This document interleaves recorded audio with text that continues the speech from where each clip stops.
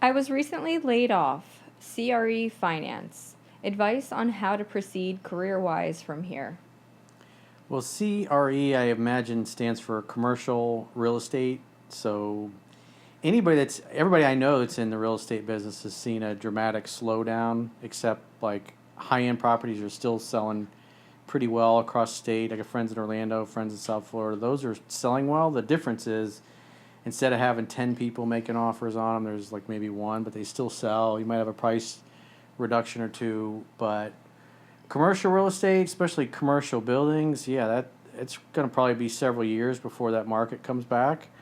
So, I mean, it really depends. Your expertise is in finance, so there's investment banking, there's all kinds of things that you can do with that kind of a finance type of background. So there's going to be less, whenever the interest rates go up, what happens is the money supply contracts, you have less new debt being issued. And if you're in the business of selling debt, basically, which is mortgages or loans of that, or things of that, or lines of credit, you're just going to have less customers because less people are borrowing money because the cost to borrow money is so high. And so if you want to stay in the industry, maybe some kind of lateral move into financing some kind of things that you have a background for.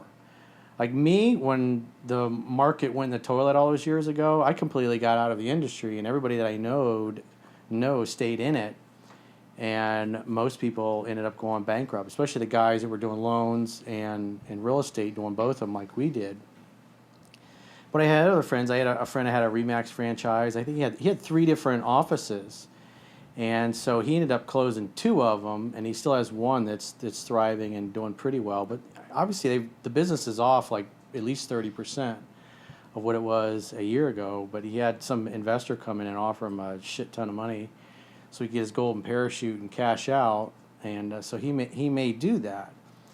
But if you want to stay in finance, you're going to have to find some kind of thing in the industry where you can find, maybe you're financing yachts. There's people are always buying and selling things and needing finance, and the reality is the bigger the loan, the bigger the commission. And like right now, commercial real estate, because you hear there's a lot of debt coming due that was financed when it was low, and oftentimes these commercial papers, 10 years or 15 years, 7 years in some cases, that in other words, you got a 7-year loan or a 10-year loan that may be amortized over longer, but at those 7 years or 10 years, then you have to refinance.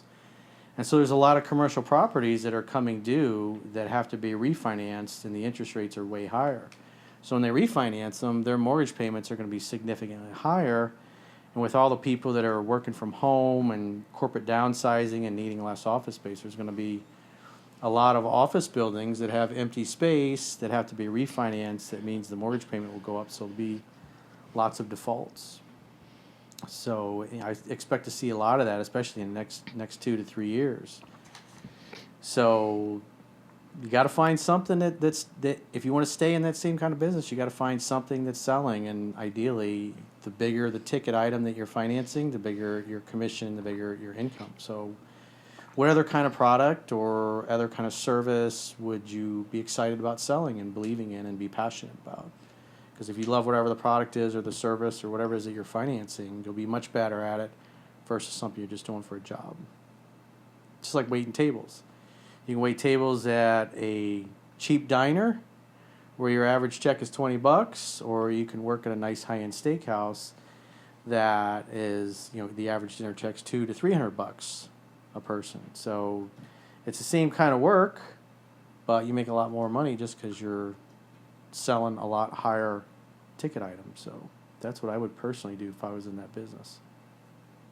Maybe you can look at corporate finance, financing, like when a new corporation goes into a new office building, they got to finance the copy machines, the computers, the printers, the cubicles, the chairs, the desk in the conference room, all those kinds of things. There's a lot of money in that. I had some friends that did that in Orlando, and when they would have those deals go down, those were like $250,000, $500,000, $1 million in just furnitures, fixtures, and equipment. And so, these guys were all making multiple six figures, even when things slowed down, because the deals were so big. So there's that opportunity as well.